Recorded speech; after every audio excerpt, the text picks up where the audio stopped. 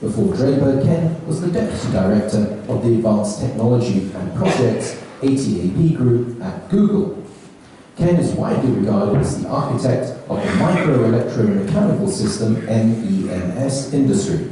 He was the co-founder of Acoustica, a semiconductor company with global suppliers and customers that commercialized MEMS audio devices and sensors. Acoustica pioneered digital silicon microphones and shipped more than 6 million units prior to being acquired by Bosch in 2009. Ken holds a doctorate in electrical engineering and computer science from the Massachusetts Institute of Technology. Please give him a warm welcome.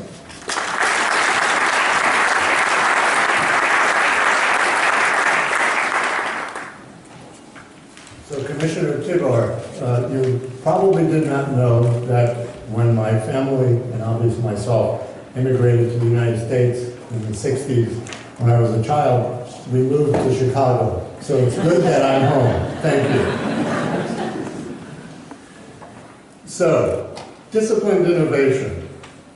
You don't usually hear those two words said in the same sentence, much less side by side. There's a belief that breakthrough innovations come from the opposite of discipline. I'm here to tell you that nothing could be further from the truth.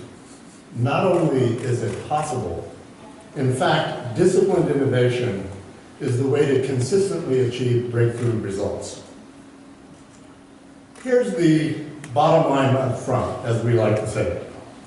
Disciplined innovation is about finding the best jumpers, committed to protecting the fragile and fleeting opportunities, and who are willing to challenge the worldview. You do that by going after bold goals which attract best-in-class leaders and teams of mostly outside performers. The joining forces theme, I think, is very appropriate here. You structure fixed duration projects that work at the intersection of the science and technology with the product and application. And just as importantly, you organize for speed and agility. DARPA has been such an organization for the Department of Defense for nearly 60 years, with innovations ranging from internet and stealth to UAVs and MEMS. I can't help but push my technology. We presented the DARPA model for structuring such teams and projects in an article in the Harvard Business Review a little over 2 years ago.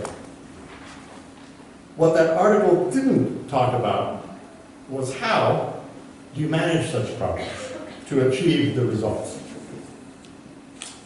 So you have the team, you have the structure, you have the bold goal. How do you go about finding the intersection of that science and technology with the application? And how do you go about gauging progress? You'll need a map, a special type of map that I call the Analytic Framework. Let me give you an example, and I'm going to warn you, it may feel like you're back in high school physics class, but bear with me. The example that I'm going to talk to you about is actually the very first analytical framework that I built when I started the MEMS program in the 90s at DARPA. MEMS was a blank slate in the early 90s, that technology. It was vibrant, it was churning. We had many concepts. People were building mechanical structures. People were saying that it was good for miniaturization, that MEMS was about precision instruments, that MEMS was really about sensors, that it was about new materials. But the essential value proposition of MEMS was actually the integration of computing with sensing and actuation. You can see that best in the two examples up top, which was one of the first integrated accelerometers out of analog devices, and the Texas Instruments display, which was 1 million micrometers moving in conjunction with electronic control. Analytic frameworks help you capture that fundamental value proposition and make sense of a lot of things going on with technologies and applications. Let me show you how. The vertical axis of the MEMS analytical framework here shows the number of transistors from 1 to 1 billion on a log scale. The horizontal axis is the number of mechanical components, also on a log scale from 1 to 1 billion. The fact that these two are together shows the integration of computing, which is what the number of transistors measure, essentially, and the ability to sense and act, which is what the components are telling you on the x-axis. It's usually helpful to put some fiducial marks, because we don't usually walk around thinking in 10 to the 7th parts. So on that axis, you also see roughly the total number of mechanical parts in a Boeing 747 and the total number of transistors in a Pentium 4. That was a cutting-edge processor in the 90s. But now here is where the real power of the analytic framework comes to play. It is not just a description of technology. It allows you to overlay the application and the product on top. Let me show you. To the left is the analog devices accelerometer that I showed you, 1 or 2 mechanical components with a few thousand parts, transistors, and the Texas Instruments display, which had 1 million micrometers and it's about 6 million transistors. First of all, what's interesting is I can put 2 very different applications on the same chart, an accelerometer and an optical display. And it is overlaid with the underlying technology. Furthermore, we can see that the analog devices product lies on the line of about 1,000 components, 1,000 transistors per mechanical component. While the DLP, the Texas Instruments micrometer display, even though it has 1 million times more mechanical parts than the accelerometer, actually has less integrated computing. It's on the just barely above 1 transistor per mechanical component. Now, why is that interesting? Because what it's done is reveal the white spaces. You can immediately see opportunities of not only how much you need to advance the technology, but what new capabilities you will get. For example, if you want to build a complete inertial guidance system, you need to move up the integration curve and do more transistors and add a few more components. Similarly, if you want to do optical switches, you actually need more mechanical components, but not that much more in the way of density of transistors. And likewise, for a variety of other devices and application areas. I got too cute with my animation. So you can see that not only do you know where the technology needs to go, but what applications are enabled when you get there. And we have an objective, experience-based way to assess how much it's going to cost and what we're going to get for that capability. And we don't have to depend on my opinion or your opinion or anyone's opinion. It is fact. Now, that was a historical example. Let me give you one more example of how analytic frameworks help you think about innovation, help you think about resources. Let me share with you a more recent analytic framework, one that we actually completed just earlier this year at Draper. We started by asking, where are all the robots? Science fiction told us we were going to have B9. We were going to have Robbie the robot. More recently, R2-D2 and C3PO. Where are they? Why don't we have them? We were promised them. And instead of these, we have that. Right? Why? Well, robots have a hard time in unstructured environments. They do fine in very structured, controlled environments, like factories. And they do exquisite work there. But if you take them out of that environment, and this is a result from DARPA's Grand Challenge just last year, and you ask them to manipulate the real world, you get that. So what does an analytic framework look like for this problem? Well, we start by recognizing that this is a really hard problem. But again, the power of analytic frameworks is it's quantitative. We get to decide and find out how hard. Not only do we have to worry about sensing and perception, but we have to worry about making decisions, and we have to act on those decisions in a real world. We're also faced with uncertainty. Now, each of those elements are something we borrowed from game theory, which give you the number of states, and allow you to quantify the complexity. So what you have is a complexity that is so complex that we have to measure it as a log or the exponent of the total number of combinatorial states for just the simplest interaction with the real world. Again, log-log plot very quickly. The vertical axis is a solution time in seconds. The horizontal axis is that log of the complexity measure we just talked about. Again, fiducials are helpful here. How complex is tic-tac-toe? How complex is checkers? And then, since I don't think in log seconds, I don't think you do either, what a 1 hour and what 1 year is on the log second scale.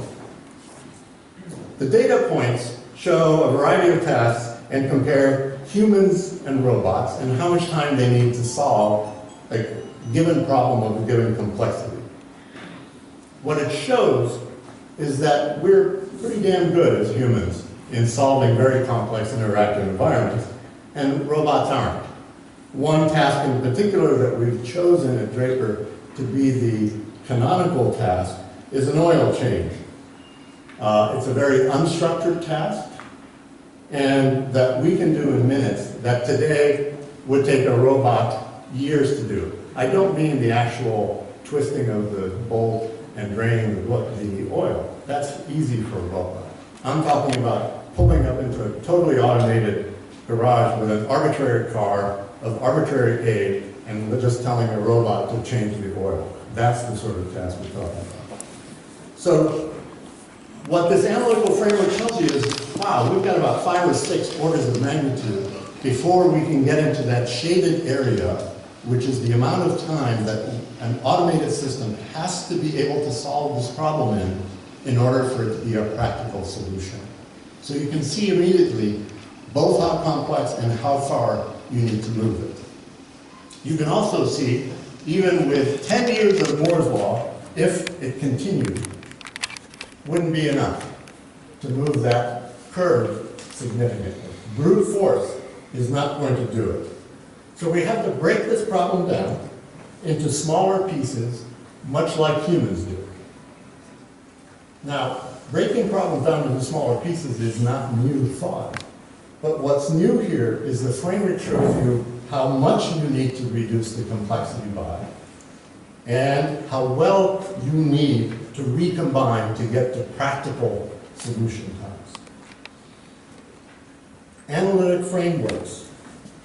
We have used them for everything that you saw historic for MEMS, to cybersecurity when I was at DARPA, for mobile computing and platforms when I was at Google, and now at Draper for a variety of different contexts. So now you have the leaders and the teams. You've figured out how to work at the intersection because you've done these log-log plots of analytic framework. how do you keep things on track? How do you manage the teams to get the results? Over the years, I found that I take on what I call 3 distinct personalities when I interact with teams and drive them to results. The first identity is the unkirk. And I say that because it's to be reasonably unreasonable. Too often, when you ask people to do something, they make assumptions about what you ask them to do. You didn't ask them, they just make assumptions about it. But by engaging in a discussion and probing, you find out what those invalid assumptions are. Let me give you an example. A while ago, I was working with managing a team that was designing an innovative, agile communication chip. And they told me that it would take 18 months to produce a prototype. For a number of reasons, I told them it had to be done in 7 months. They said it can't. But by probing, I said, what if you don't have to be efficient in the way you lay out the transistors on the chip? Don't really care how efficient you are. Oh, they said, because they were trained to be efficient and take time to make things densely compacted. If you don't have that, they said we could knock out 3 months. What if you don't have to have exactly complete first pass to success? I said, well, another 5 months came up because you don't do all sorts of additional tests and samples. Pretty soon, 18 became 7. Because what was important about the innovation, the speed, was getting to that first prototype as opposed to being densely packed, as opposed to being first pass success. It was important to get to this prototype. And once you get rid of the assumptions that were not there in the ask, you can do things. It's not new physics. It's just getting rid of unassumed asks. The second identity I call Aristotle Kahn, and that's choose with thoughtful ruthlessness. That's one of the hardest things for us to do, is to decide what to charge and what not to charge. But like gardens and animal husbandry, companies, organizations need weeding and culling. You need to get rid of things that are not getting where they need to and give the resources to the things that are. But they should be thoughtful and they should be balanced. But when you've made that decision, you have to be ruthless about it. When you have 12 lambs and you only have enough feed for 7, 5 of the lambs you have to become lamb chops. It's just the way it has to work. The third identity I call the sage toddler. You have to question an informed ignorance. What I mean by that, the more accomplished you become, the more you learn and experience, the more people think you're a sage, that you're an expert. When you're that role, when you're an expert, you become reluctant, unwilling to reveal that you don't understand something. Somebody's presenting you with their new idea, and you say, but you actually don't understand what they're saying. You have to be willing to ask. Because just like a toddler doesn't care what you think. They're just delighted to find out something new. Ask in that same way of teams. The why. Why? You'll find not only will you learn, but those that you ask and ask to force them to explain it to you will be better for it. Disciplined innovation. It takes focus. It takes commitment. Those analytic frameworks are not easy to do. It takes a lot of effort and time to do that. It takes a lot of effort and time to work with people, ask them, probe their assumptions, test their capabilities and knowledge. It takes a lot of focus and energy and commitment. But if you put it to practice, you go from dreaming to doing. Thank you.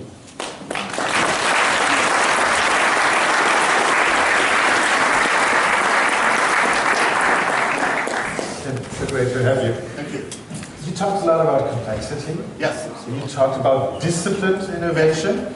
Now, we're in Europe and we have this myriad of players, some of which are here in the room, but we have this myriad of players that are all busy with innovation. How can you bring such a very complex field to work in discipline together on innovation? So the discipline that I refer to is the discipline that many entrepreneurs and startup and focus people understand. You have to stay focused on what is the value proposition, what is the innovation, what is the satisfying the unmet need that you are delivering. Everything else needs to be thrown out of the picture. And they have to have the discipline of focusing on that.